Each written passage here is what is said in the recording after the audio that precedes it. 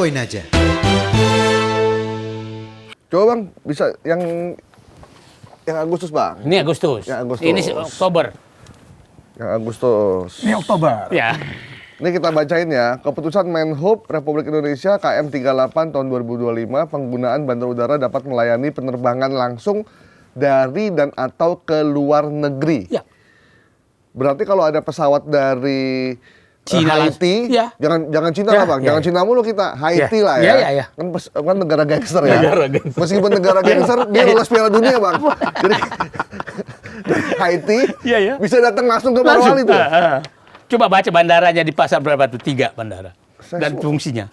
Saya suka negara ini, bisa bikin Bisa. putusan kapan aja ya. Ya. Ada nama bandara. Ada. Bandaranya menetapkan beberapa bandara udara khusus yang dapat melayani penerbangan langsung dari dan atau ke luar negeri dalam keadaan tertentu dan bersifat sementara sebagai berikut.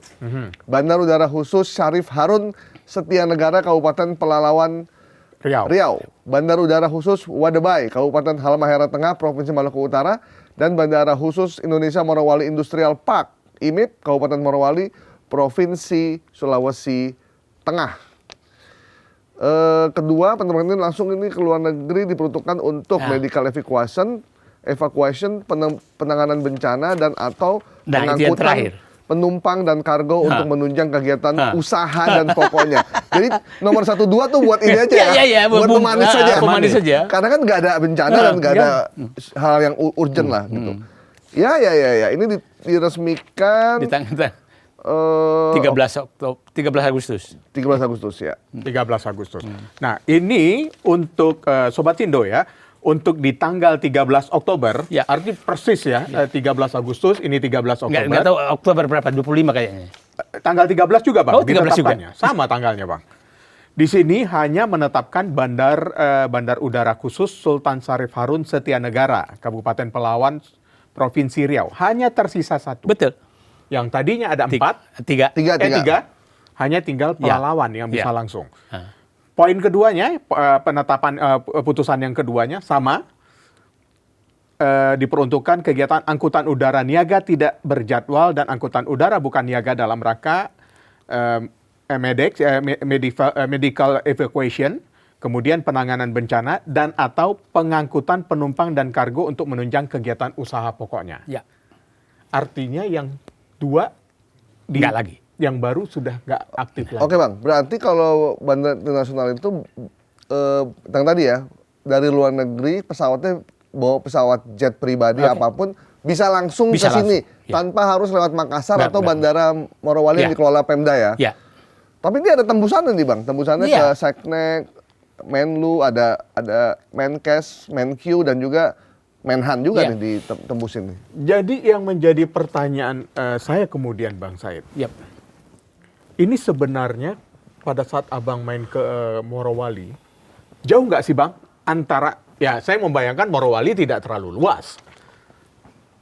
Tapi artinya bandaranya pun sebenarnya jaraknya tidak terlalu jauh. Saya 50 menit dari bandara ke IMIP. 50 menit untuk wilayah Morowali yang kosong ya. ya. Artinya sekitar Ya. 50 kilo sampai 70 kilo ya. Kelihatannya lebih karena jalannya bagus. Ya 1 jam lah paling kira-kira. Ya. Jadi tidak make sense bahwa harus minta bandara khusus.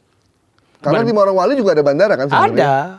Dan besarnya sama dengan bandara. Dengan situasi yang baru, Ya. baik pada saat bandara IMIP ini dioperasionalkan, Bang Said juga sudah pernah ke Morowali? Pernah.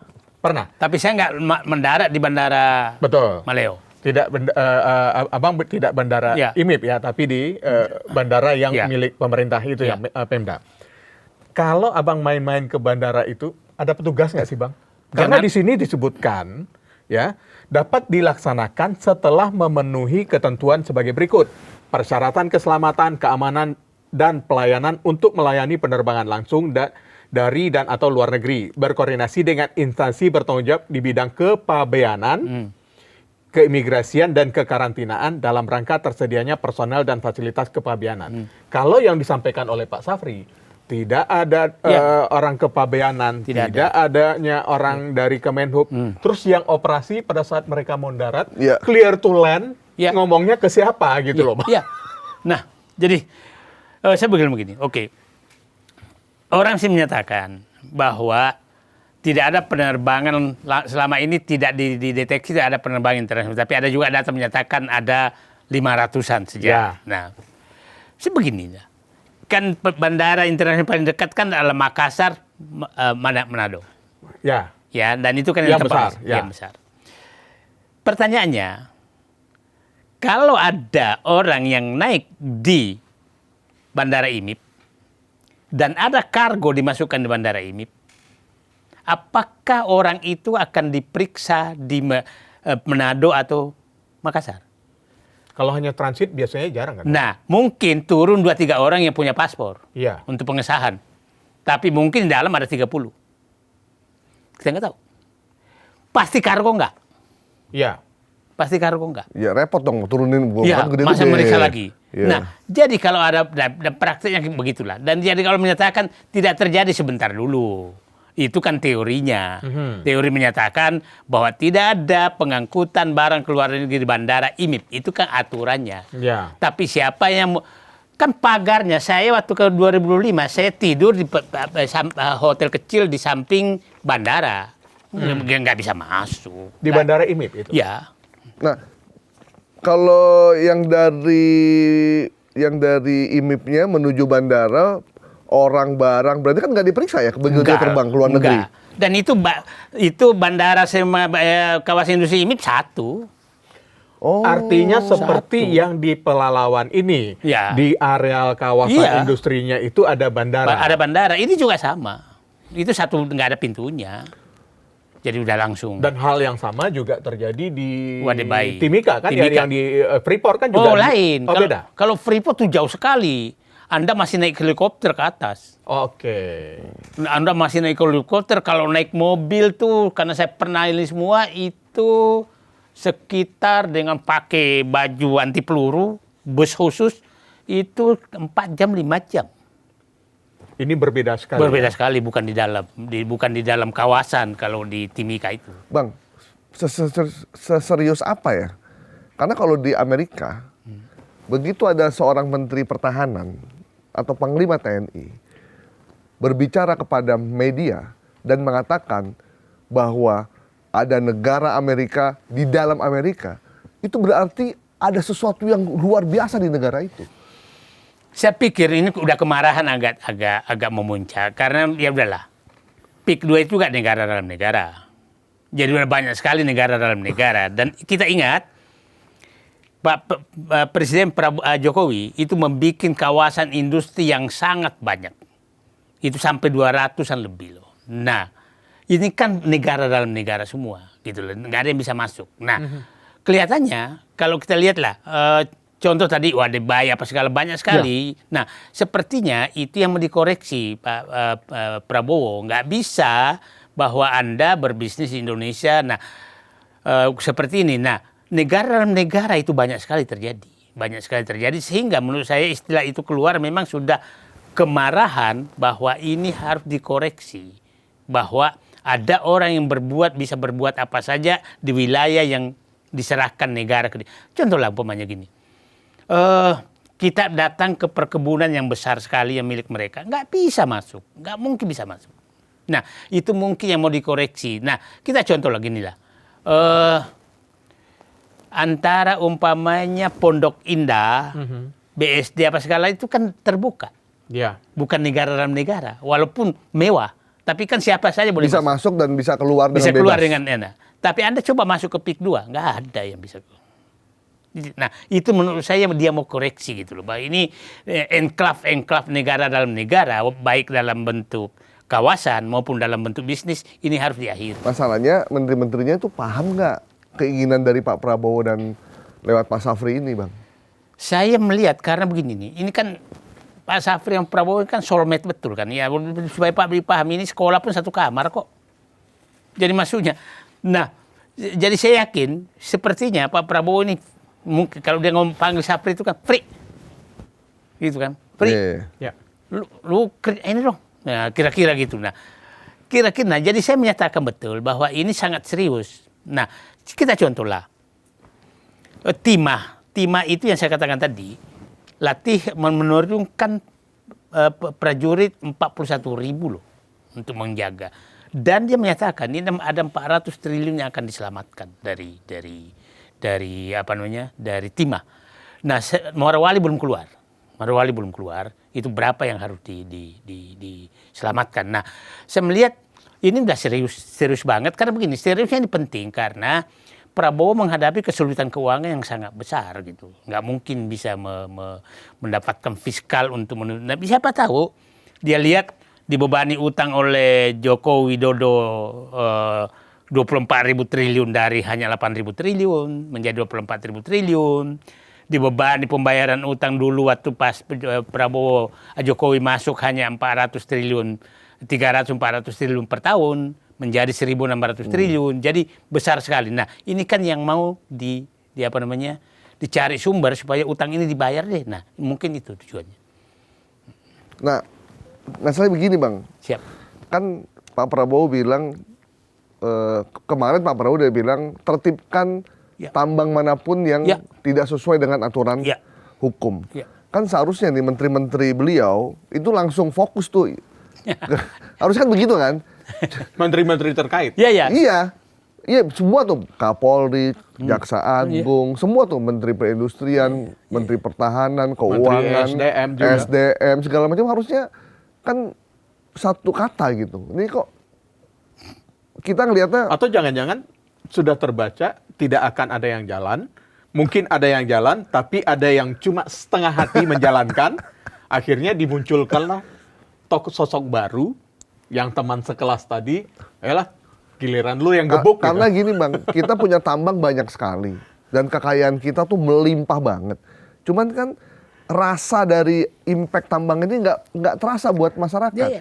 Sampai Pak Mahfud bilang kalau korupsi tambang ini setengahnya aja dikurangin, itu tiap orang Indonesia itu bisa dapat 10 juta per orang.